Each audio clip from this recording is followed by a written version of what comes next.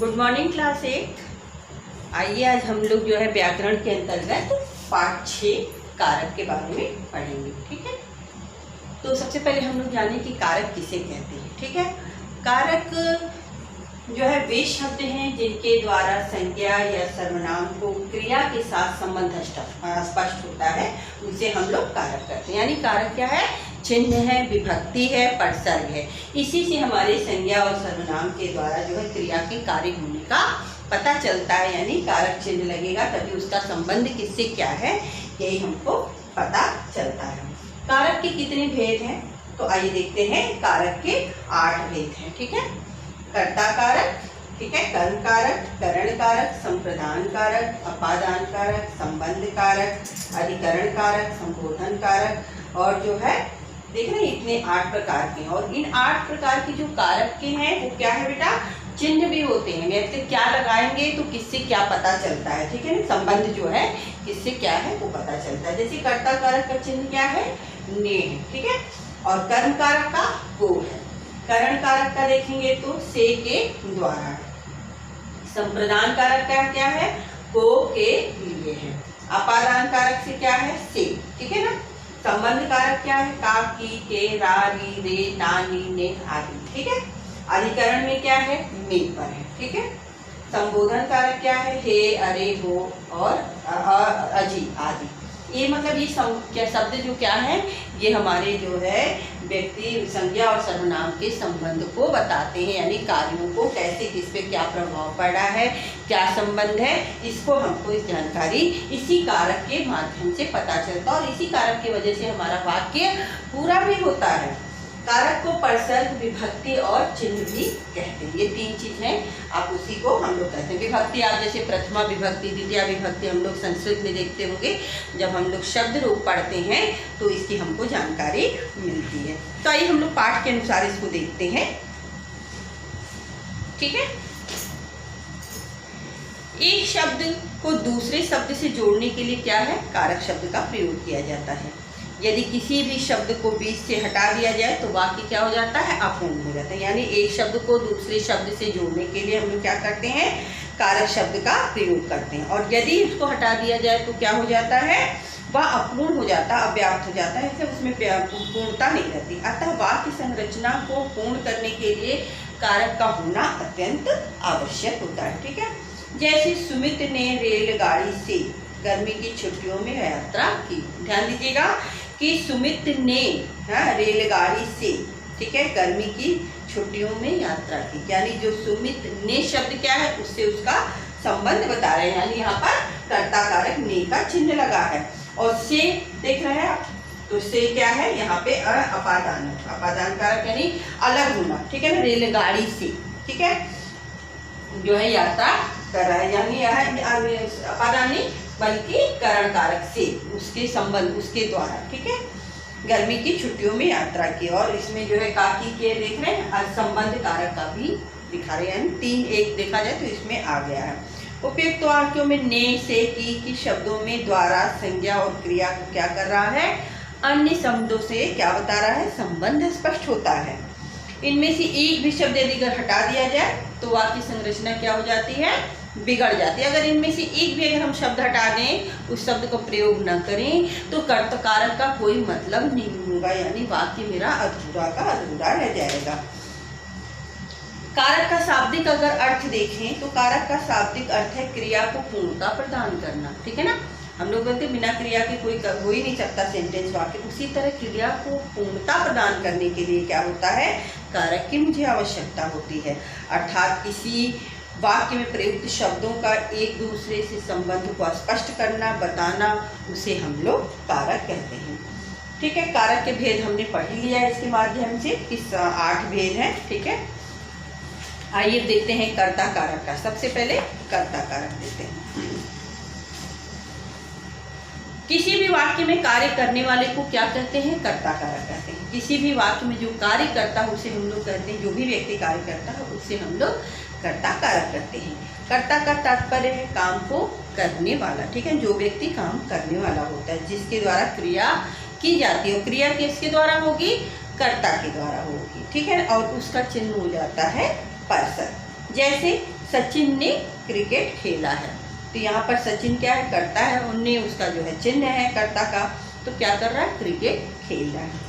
इसी तरह अगर दूसरा देखें तो क्या है, कर्म कारक। कर्म कारक में क्या होता है बेटा कि वाक्य में कर्ता का प्रभाव जिस पर पड़े, सबसे अधिक पड़ता है उसे हम लोग कर्म कारक, यानी जो वाक्य में कर्ता का जो प्रभाव पड़ता है वो किस पे पड़ेगा, कर्म पे पड़ता है, यानी कर्म पे उसका बल पड़ता है, उसे हम लोग कर्म कारक कहते हैं। जैसे कृष्ण ने कंस को मार डाला, ठीक है ना, मार डाला। कृष्ण ने क्या किया, कंस को, ठीक है ना, कर्ता ने कर्म को, ठीक है ना, यहाँ पे तो दूसरा वाला क्या है, कर्म को, तो यहाँ पे क्या किया उसने, कृष्ण ने कंस को मार डाला, ठीक है। तीसरा हम लोग देखेंगे करण कारक। करण कारक में क्या है कि वाक्य में कर्ता जिसके द्वारा कोई कार्य करता है, ठीक है, वाक्य में कर्ता जिसके द्वारा, ठीक है, जो साधन का प्रयोग करता है, द्वारा से मतलब किस साधन के द्वारा वह कार्य को पूरा करता है, उसे हम लोग करण कारक करते हैं। इसका चिन्ह से भी है। जैसे आज राधिका ने अपनी कार से स्कूल आई थी, ठीक है, यहाँ पर क्या है कि द्वारा के द्वारा, किसके द्वारा आई थी, तो अपनी कार के द्वारा आई थी, अपनी कार से आई थी, ठीक है ना, तो यहाँ पे क्या हो जाएगा, करण कारक हो जाएगा। संप्रदान कारक। संप्रदान कारक का बेटा होता है किन चिन्ह के कर्ता जिसके लिए कार्य कर, संप्रदान मतलब देना, एक तरह से देखा जाए, जैसे आज मैं आपको क्या दे रही हूँ, ज्ञान दे रही हूँ, शिक्षा दे, तो ये देने का कार्य, परोप का कार्य, दया का कार्य, ये सब किसके अंतर्गत आ जाता है, आपका संप्रदान कारक के अंतर्गत आता है। कर्ता जिसके लिए कार्य करे उसे हम लोग क्या कहते हैं, संप्रदान के लिए कहते हैं। जैसे को के लिए इसका चिन्ह है, ठीक है। जैसे रमेश रश्मि के लिए गिफ्ट लाया है, रमेश क्या किया है, रश्मि के लिए जो है गिफ्ट लाया है, यानी उसको गिफ्ट दे रहा है के लिए, ठीक है, देने का कार्य, ठीक।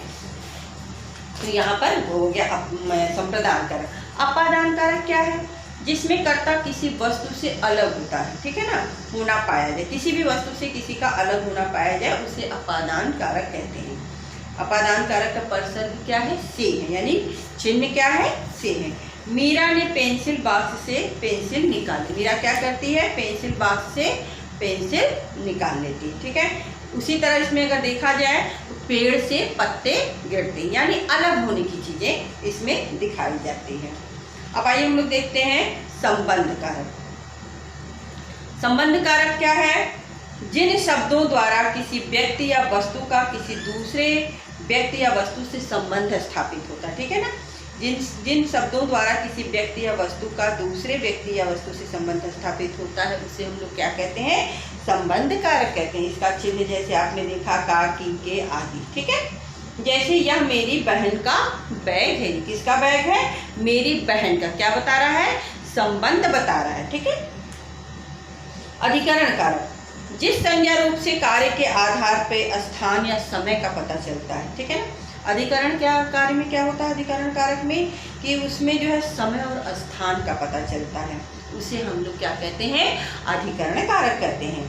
अधिकरण कारक का परसर्ग क्या है, में या पर, यानी किसी चीज के अंदर में है या उसके ऊपर पे है, ठीक है ना।